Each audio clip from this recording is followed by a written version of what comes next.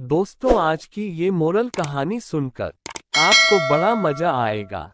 ये कहानी एक गांव में रहने वाले बनिए किसान और मोची के इर्द गिर्द घूमती है।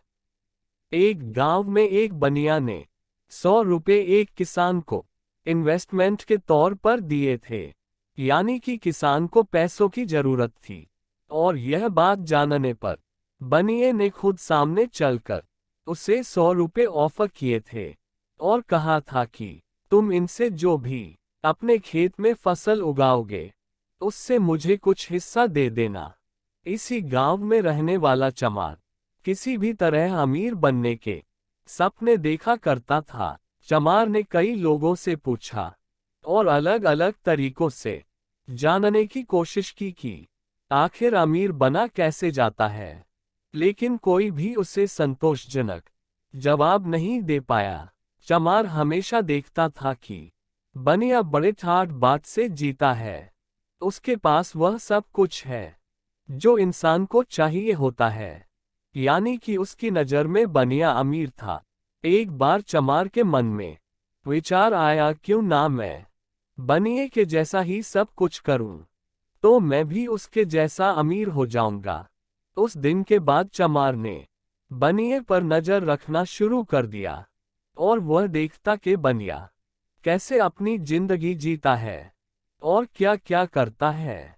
एक दिन बनिया तीरथ पर निकल पड़ा।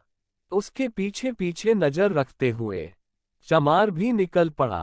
तीरथ पर नदी के पास बनिया ने एक लोटा पानी भरा और सूर्य को नमस्कार करते हुए वह एक संकल्प लेते हुए बोला कि इस वर्ष मैंने जो किसान को 100 रुपए दिया है, मैं वह भगवान को अर्पण करता हूँ। यानी कि मैं अब वह उससे वापस नहीं मांगूंगा। चमार यह सब देख रहा था। उसे लगा कि यही गुप्त तरीका है जिससे बनिया इतना धनवान बन गया होगा। चमार के पास पैसे थे नहीं, इसलिए वह वहीं पर बनिया से मिला और उससे बोला कि वह भी यात्रा करने आया है और उसे 100 रुपए की सख्त जरूरत है, इसलिए बनिया उसे 100 रुपए दे दे। बनिया चमार को जानता था क्योंकि वह उसी के गांव का था। फिर भी बनिया ने पूछा, तुम्हें किस लिए ये 100 रुपए चाहिए? चमार ने कारण नहीं बताया और बोला कि मुझे बहुत जरूरी काम है, आप बस मुझे पैसे दे दीजिए, मैं जल्दी उन्हें वापस कर दूंगा।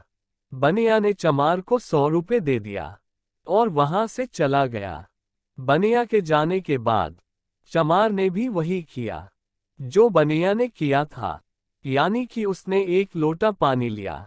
सूर्य देव के आगे पानी अर्पण करते हुए वह बोला कि मैं बनिए से लिए 100 रुपए भगवान को अर्पण करता हूँ। चमार खुश होते हुए और यह सोचते हुए कि वह भी बनिया की तरह जल्द ही अमीर हो जाएगा, अपने घर लौट आया। फसल कट गई और किसान जिसे बनिया ने 100 रुपए दिए थे उसे काफी फायदा हुआ, इसलिए वह अपनी फसल का कुछ हिस्सा लेकर बनिए के घर आया। किसान बनिया से बोला, आपका 100 रुपए का हिस्सा इसमें से ले लीजिए, अगर आप चाहो तो कुछ ज्यादा भी ले सकते हैं। बनिया किशन से बोला, मैं यह नहीं ले सकता क्योंकि मैंने जो तुम्हें 100 रुपए दिए थे मैं भगवान के आगे संकल्प करके उनके नाम करके आया हूँ, इसलिए अब उन पर मेरा कोई हक नहीं है। किसान बोला, लेकिन मैंने तो आपसे पैसे लिए हैं, इसलिए मैं तो आपको जरूर वह वापस करूंगा। लेनदार होने के नाते यह मेरा फर्ज है।